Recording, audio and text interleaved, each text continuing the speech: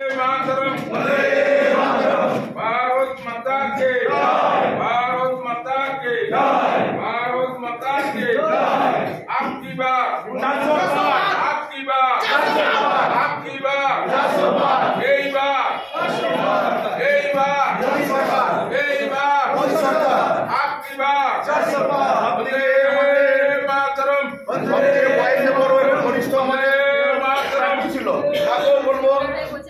হ্যাঁ বরণ করে নিতে এবং ত্যাগীকে অনুরোধ করব আমাদের সবথেকে বয়স্ক মহিলা যিনি ক্যান্ডিডেট ছিলেন ওনাকেও বরণ করবে।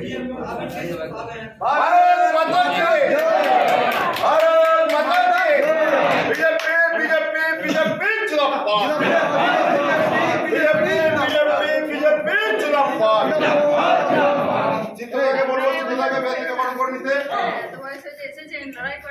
দুই সাধারণ সম্পাদককে অনুরোধ করব এবং অফিস সেক্রেটারিকে অনুরোধ করব আপনারা বরণ করুন। দুই সাধারণ সম্পাদক এবং অফিস সেক্রেটারি আমি আমারটা বলে দিয়ে আমি আমার শুধু একটু করে দিই। वंदे मातरम भारत माता के भारत माता के बीजेपी बीजेपी बीजेपी जिंदाबाद बीजेपी बीजेपी बीजेपी जिंदाबाद वंदे मातरम वंदे मातरम वंदे मातरम वंदे मातरम। আমাদের আমি বলছি আমি বলি আমাদের ক্রিয়াদিকায় আমি আমার আন্তরিক অভিনন্দন শুভেচ্ছা জানিয়ে আজকে এই সভার আমার শক্তি কেন্দ্রে এবং আমার এই বুথ থেকে আমি ভারতীয় জনতা পার্টির একজন শক্তি কেন্দ্রের মুখ আছি এবং তার ঊর্ধ্বেও আমি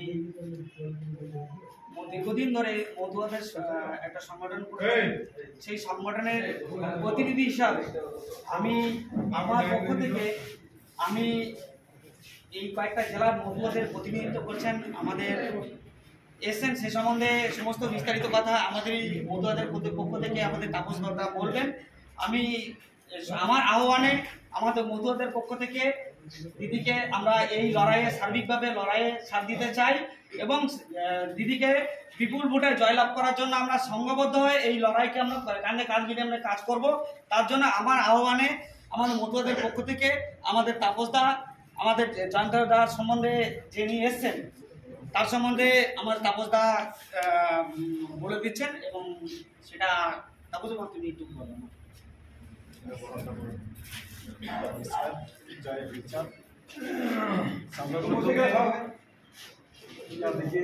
নমস্কার জানাই। ইয়াদের সঙ্গে প্রায় দীর্ঘ 4 ঘন্টা কাটালাম আজকে। তার পাশাপাশি আমাদের এখানে উপস্থিত আছেন আমাদের সৌভাগ্য, আমরা হয়তো অনেকে চিনি না, যিনি আমাদের সারা ভারতবর্ষের জাহাজ মন্ত্রী আছেন শান্তনু ঠাকুর। শান্তনু ঠাকুরের কাকা এখানে উপস্থিত আছেন। শ্রীরাম ঠাকুর বাড়ি অনেকেই গেছেন হয়তো, কিন্তু আমরা চিনি না জয়ন্তদাকে। আমাদের লোকসভার আমাদের ছোড়া কলোনিতে বাড়ি, আর বিশেষ কিছু বলবো না। আর আমাদের মতুয়াদের পক্ষ থেকে কিয়াদিকে সম্বোধনা জানাবেন আমাদের শান্তনু ঠাকুর, জয়ন্ত ঠাকুর। আর কিয়াদিকে একটা কথাই বলবো আমাদের মতুয়াদের পক্ষ থেকে, আমরা মতুয়াদের পক্ষ থেকে বীরভূম জেলা সবসময় আপনাদের পাশে আছি।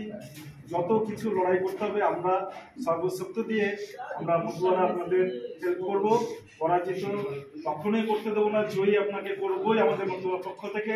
সমস্ত রকম হেল্প আমাদের পক্ষ থেকে আমরা করবো। ভারতীয় জনতা পার্টির আমাদের কলোনির ভাইস প্রেসিডেন্টের দায়িত্বও আছেন 2 নম্বর মন্ডলের। আর 4টা জেলার মতুয়াদের প্রতিনিধিত্ব উনি করছেন। সেই হিসাবে জনতা তুমিও আমার দিদিকে সার্বিকভাবে উপস্থিত আজকের এই ভারতীয় জনতা পার্টির সকল কর্মী এবং আমরা পেয়েছি আমাদের সামনে আমি 24 লোকসভা, এই লোকসভার যিনি আমাদের কান্ডারি, আমাদের প্রার্থী প্রিয়দি, ওনাকে আমার ব্যক্তিগত তরফ থেকে গৈরিক অভিনন্দন। এবং আমার এই 1 নম্বর ইলেমবাজার মণ্ডলের, বোলপুর মণ্ডলের সভাপতি সুখদেব দা, এবং দীর্ঘদিনের আমি চিত্রদার সঙ্গে আমার পরিচিত আছে, তো চিনতে পারছি কিনা জানি না, উনিও ছিলেন দীর্ঘদিন মণ্ডল সভাপতি, ওনাকেও আমার ব্যক্তিগতভাবে আমার গৈরিক অভিনন্দন। সকলকেই আমার গৈরিক অভিনন্দন। এবং আমি আমার বলার অবকাশ থাকে না, 2 তারিখের পরে আমাদের প্রত্যেকটাই মতদের প্রতি অত্যাচার বেশি হয়েছে। আপনাদের অবগত আছেন, কামারপাড়াতে আমাদের একটা ছেলে মারাও গিয়েছে, মেরে দিয়েছে পিঠে, এবং আমাদের প্রচুর মতরা ঘর ছাড়া হয়েছিল। আমাদের সৌভাগ্য, আমরা যতগুলো মতো কলোনি আছে এবং উদ্বাস্তু কলোনি আছে, আমরা আশা করি বিধানসভায় আমরা লিড দিয়েছিলাম, এবং আগামী লোকসভায় আমরা আমাদের তরফ থেকে, আমাদের বোলপুর সাংগঠনিক জেলা, আগে আমরা বর্ধমানে ছিলাম, এখন বোলপুরের ভিতরে আছি, আমরা কথা দিচ্ছি আমাদের যত উদ্বাস্তু কলোনি আছে এবং মতো সম্প্রদায়ের মানুষ আছে, আমরা ওইখান থেকে পিয়াদিকে লিড দিব। এবং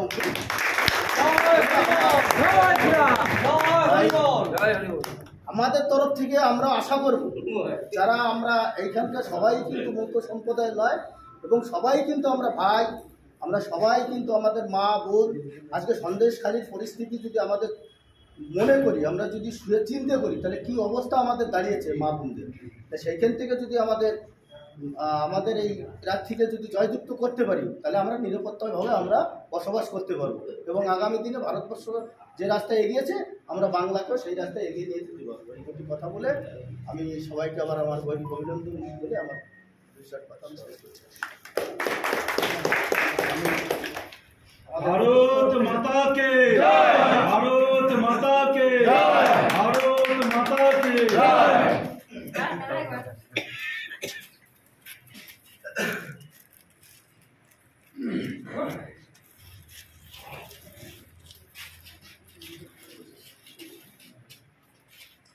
আজ বিশেষ করে সবাই বসুন। আজ বিশেষ করে আজকে প্রথম দিন যেদিন যে নাম ঘোষণা হয়েছে, আমরা তার পরের দিনে এখানে যেহেতু সরকারি জায়গা বলে আমরা এখানে দেয়াল লেখনটা করতে পারিনি, তাই আমার যে বাড়িতে যে বড় দেয়াল, ওখানে আমি পঞ্চায়েত ভোটের আগেই লিখেছিলাম এইবার 400 পার, আরো একবার মোদী সরকার। সেই দেয়ালটা পুনরায় লিখে এবং পিয়াদির নাম লিখন করা হয়েছে। যাওয়ার সময় এই কথা দেয়ালটাকেও দেখেছেন। তাই আজকে বিশেষ করে পরিচয় পর্ব করার জন্য আজকে ডাকা হয়েছিল।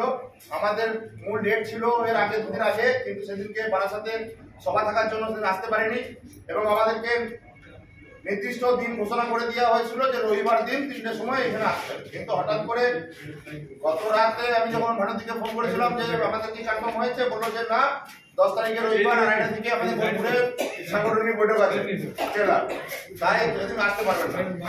ঠিক আছে, পরের দিনকে ডেট হবে। তারপরে আজকে সকালবেলায় আমাকে ফোন করলেন মন্ডুদা বললেন যে আজকে ফাঁকা আছি, যদি আজকে হয় একবেলার পর তাহলে যেতে পারি। কারণ আমাদের ইলামবাজারের পজিশন ভালো, আমরা এমনও দিন গেছে এক জায়গায় আমরা 2000 লোক করেছি গত বিধানসভার আগে। আমি ভেবেছিলাম আজকে হয়তো সবাইকে বলতে পারবো না, সবাই হয়তো আসতে পারবে না, হট করে 11টা-12টার সময় সূচনা দিয়ে মানুষকে আসা, এটা একটা বিশাল ব্যাপার। তাহলে আজকে আমাদের সত্যিগত সংগঠন যা বলছে, তাতে এই যে সমারোহ টাইমের নোটিশে সবাই যে এসছে, এটা আমি সকলকে অনুরোধ করে ধন্যবাদ জানাবো যে আগামী দিন এই লড়াই আমাদের জারি থাকবে এবং এই মন্ডল আমরা জিতব। এই বলে আমি আমার পরিচয় পর্ব এখানে শেষ করছি এবং চিত্রদাকে কিছু বলার জন্য অনুরোধ করছি। আমাদের যুব মোর্চাকে অনুরোধ করবো একটু বড় বোনেদের, সব থেকে বড় যুবকদেরই তো এখন কাজ। ভারত মাতা কে জয়, ভারত মাতা কে জয়। উপস্থিত আজকে প্রার্থী পরিচিত বর্গের যে সভা, সেই সভায় মন্ডল সভাপতি সুখদেব বিশ্বাস, প্রার্থী দীর্ঘদিনের আমাদের নেত্রী প্রিয়া সাহা, ওনাকে অনেকে ভালো করে চেনেন। সাঁইথিয়া কাউন্সিলর প্রথম দাঁড়িয়েছিলেন, সাঁইথিয়াতে উনি জিতেছিলেন। বিগত দিনে বিধানসভার প্রার্থী ছিলেন, সেখানে অত্যাধিক সন্ত্রাসের জন্য সাঁইথিয়াতে হয়তো সেখানে খুব একটা সাকসেস হয়নি। ও মন্ডল যে সমস্ত বীর কার্যকর্তা আজকে সামান্য 4 ঘন্টার নোটিশে যারা আজকে উপস্থিত হয়েছেন তাদেরকে গৌরী অভিনন্দন। তৎসহ আমাদের বাদল ভাই, জিএস ও আমাদের মতুয়া সম্প্রদায় থেকে যারা এসেছেন প্রত্যেককে গৌরী অভিনন্দন। যে আজকে 2-4 কথা কিছু বলার নয়, সামনে নির্বাচন, এই নির্বাচনে আমাদেরকে উত্তরীয় পড়াইলেই হবে না, ভোটের মাধ্যমে আমরা যাতে জয়লাভ করাতে পারি। ইলামবাজার এ মন্ডল তথা বোলপুর 1 নম্বর মন্ডলে 71টা বুথ 4টা অঞ্চলের সমন্বয়, সেই সমন্বয়ে 71টার মধ্যে অন্তত অধিকাংশ বুথেই কিভাবে জয়লাভ করা যায় তার সাজেশন আপনারাও দেবেন এবং প্রার্থীর যে সাজেশন সেটা আপনারা গ্রহণ করবেন। এইভাবে আমাদের একটা সুষ্ঠু সমাধানের মাধ্যমে কিভাবে করা যায়। আমাদের খুব সৌভাগ্য, আমরা একজন মহিলা প্রার্থী পেয়েছি। আপনারা জানেন বিগত দিনে সন্দেশখালীতে কি সন্ত্রাস, তৃণমূলের রাজনৈতিক সন্ত্রাস, সন্দেশখালীতে মা বোনেদের উপরে কি সন্ত্রাস আপনারা জানেন। এই সন্ত্রাসের জন্য আজ বুদ্ধিমত্তারা যারা দীর্ঘদিনের বুদ্ধিজীবী তারা আজকে সেটাকে 2টো শ্রেণীতে ভাগ করা গিয়েছে। একটা শ্রেণী লিপোপ্লাস্টার এঁকে তারা লুকিয়ে বেড়াচ্ছেন, আর একটা শ্রেণী তাদের চাকরি ছেড়ে ভারতীয় জনতা পার্টির পতাকা তলে সামিল হয়ে তারা ঘুরে বেড়াচ্ছেন। এখানে পশ্চিমবাংলায় দুর্নীতি মুক্ত, সন্ত্রাস মুক্ত করার জন্য আপনারা দেখছেন। তো বুদ্ধিজীবীরা তারাও আজকে তাদের কর্মসংস্থানে রিজাইন দিয়ে তারা আজকে ভারতীয় জনতা পার্টির পতাকা তলে সেই যে সন্দেশখালীর অত্যাচার, তাই আমাদের সৌভাগ্য আমরা একজন মহিলা প্রার্থী পেয়েছি। আমরা আশা করি বোলপুর লোকসভায় অন্তত আমরা লক্ষাধিক উপরেও ভোটে জিতবো।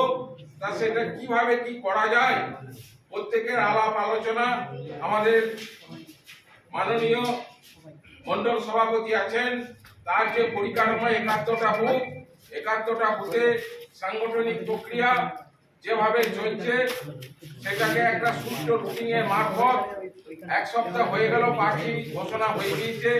আমরা বিভিন্ন বুথ স্তর থেকে এবং সদর মফস্বল সমস্ত এলাকায় প্রাথমিক পর্যায়ে দেয়াল লেখন, সেই দেয়াল লেখন কি পর্যায়ে হবে মাননীয় মন্ডল সভাপতি আছেন আপনারা জানেন। সেই দেয়াল লেখনের প্রক্রিয়া আর যেন তেন ভাবে কোনো মানুষের কাছে গিয়ে তাদের কাছে অনুমতি নিয়ে সেই অনুমতি পত্রের ফর্ম অনুলিপি মাননীয় মন্ডল সভাপতির কাছে আছে। আমি মাননীয় মন্ডল সভাপতিকে বলবো আপনি যেটা সমষ্টি উন্নয়ন আধিকারিক মহাশয় নিকট হইতে দেয়াল লেখার ফর্ম পেয়েছেন তার কপি পুস্তর পর্যন্ত ইমিডিয়েট পাঠিয়ে দেন। প্রতিটা বুথে যারা আমাদেরকে দেওয়ার ইচ্ছা প্রকাশ করেছেন বা পতাকা লাগাতে বা ব্যানার লাগাতে, সেইটার কপি প্রতি মঙ্গলবার বিডিও অফিসে জমা দিয়ে যেতে হবে এবং বিডিও অফিসে সেখানে তার তালিকা থাকবে। অন্যথায় যদি আমরা কোনো ইলেকট্রিক পোল বা রাস্তায় বা সরকারি দেওয়াল লিখি তাহলে সেই দেওয়াল সরকার অর্থাৎ টোটালি বিডিও যে এমএমসি টিম সেই দেওয়াল কিন্তু মুছে দেবে এবং খরচা প্রার্থী ঘোষণা হওয়ার পর থেকে অর্থাৎ সরকারিভাবে ঘোষণা হওয়ার পর থেকে প্রার্থীর অ্যাকাউন্ট থেকে কাটা যাবে। বর্তমানে যদি আমরা এই রুল ফলো না করি তাহলে আমাদের খুবই অসুবিধা।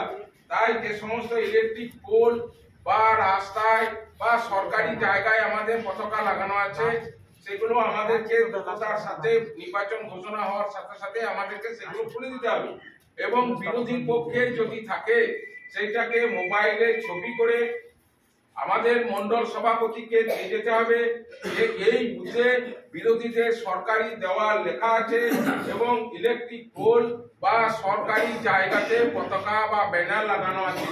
তা সুতরাং আমরা আজ থেকে এই হল থেকে গিয়ে আমাদের প্রাথমিক পর্যায়ে কাজ হচ্ছে যে সমস্ত বেসরকারি দেওয়াল অর্থাৎ বুথে বুথে তাদের কাছে গিয়ে সেই কপি সই করিয়ে দ্রুততার সাথে দেওয়াল লেখার প্রচেষ্টা বা দেওয়াল বুক করার প্রচেষ্টা আরম্ভ করব।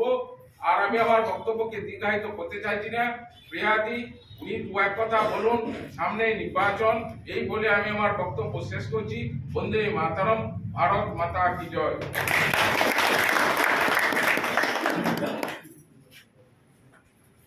উপস্থিত সভামঞ্চ, আমাদের শ্রদ্ধেয় সভাপতি, সভাপতি সুখদেবদা, মন্ডল সভাপতি সুখদেবদা, আমাদের বরিষ্ঠ দীর্ঘদিনের কার্যকর্তা চিত্রদা এবং আমার মাতৃশক্তি মতুয়া সম্প্রদায় দাদারা এবং আমার সামনে উপস্থিত দাদারা, ভাইরা, প্রত্যেককেই আমার নমস্কার, প্রণাম। দেখুন, সামনেই লোকসভা নির্বাচন, সময় খুব কম আমাদের হাতে, আমরা জানি। তো এই সময়ের মধ্যে কিভাবে রণকৌশল তৈরি করতে হবে এটা মনে হয় আপনারা খুব ভালোভাবেই জানেন, কারণ দীর্ঘদিন ধরে আমরা এই লড়াই লড়ে আসছি। এবং কিভাবে ভোট করাতে হয় আমরা মনে হয় প্রত্যেকেই জানি।